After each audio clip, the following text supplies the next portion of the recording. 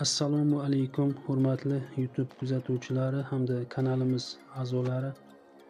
Bugun Qur'on mo'jiza kanalimizda Quyoshning harakat trayektoriyasi haqida qisqacha ma'lumot bermoqchimiz.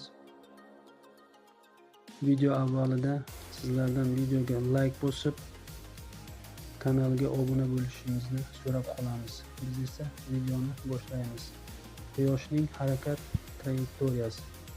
Qur'onda Quyosh va Oyning muayyan trayektoriyalar bo'ylab harakatlanishiga urg'u berilgan. U kecha va kunduzni, Quyosh va Oyni yaratgan zotdir. Bu ikkisining har biri falakda suzib yurar. Anbiyo surasi 33-oyat. Bu oyatdagi suzib yurar so'zi arabchada sabaha so'z orqali ifodalangan va u Quyoshning kosmosdagi harakatini tasvirlash uchun ishlatiladi. Bu so'z Quyoshning kosmos oralab betartib harakatini emas, balki o'zining o'qi atrofida aylanishini va shu bilan birga bir yo'nalish bo'ylab harakatlanishini anglatadi. Shuningdek, Quyoshning o'z o'rnida qotib turishi emas, balki muayyan bir trayektoriya bo'ylab harakatlanishi ham boshqa bir oyatda aytib o'tilgan. Quyosh tinmay o'z qarorgohi sari sayr qilur. Bu qudratli va bilimli zot Allohning o'lchovidir. Yosin surasi 38-oyat.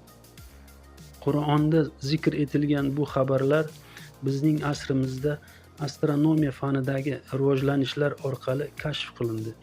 Astronomiya fani mutaxassislarining hisoblashicha, Quyosh soatiga 720 ming kilometr bo'lgan juda katta tezlik bilan Quyosh apeksi deb nomlanuvchi yo'l bo'ylab Vega yulduzi tomon uchib bormoqda. Bu shundan dalolat beradiki, Quyosh bir kunda taxminan 17,128 million kilometr masofaga uchadi. Quyosh bilan birga uning tortishish sistemasida bo'lgan barcha sayyoralar va yo'ldoshlar ham bir xil masofada uchadi. E'tiboringiz uchun rahmat. Keyingi videolarda uchrashguncha xayr, sog' salomat bo'ling.